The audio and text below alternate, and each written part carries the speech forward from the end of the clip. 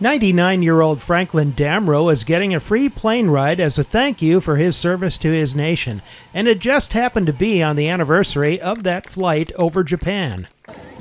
On the 30th of August, we flew into Tokyo with some supplies for the occupational troops, which just arrived that day, but they didn't get us unloaded until the middle of the night.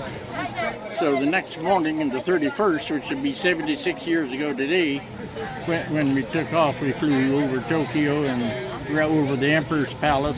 Damrow served in the U.S. Army Air Corps from 1942 to 1945. He climbed aboard a restored Stearman open cockpit biplane at Beatrice Municipal Airport, piloted by Scott DeLong, one of the all-volunteer pilots for Dream Flights, and their project Operation September Freedom. In August, the organization started giving free flights to all World War II veterans who want one around the nation.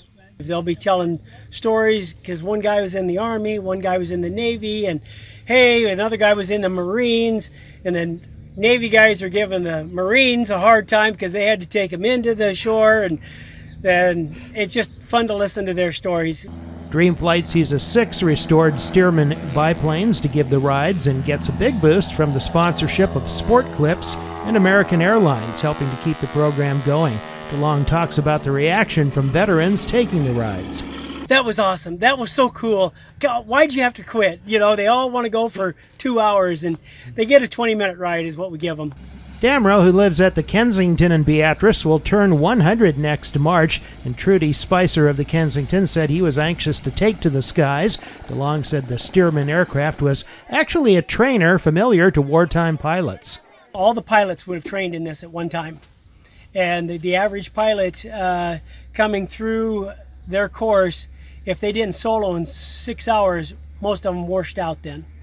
So this is an amazing airplane to fly, but if you can see that the landing gear is really narrowed and it's a little tricky in landing and taking off, and that's where you got to be on your P's and Q's.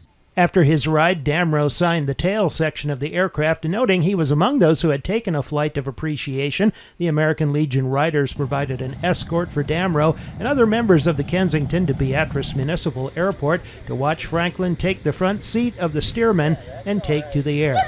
From Beatrice, Doug Kennedy, News Channel, Nebraska.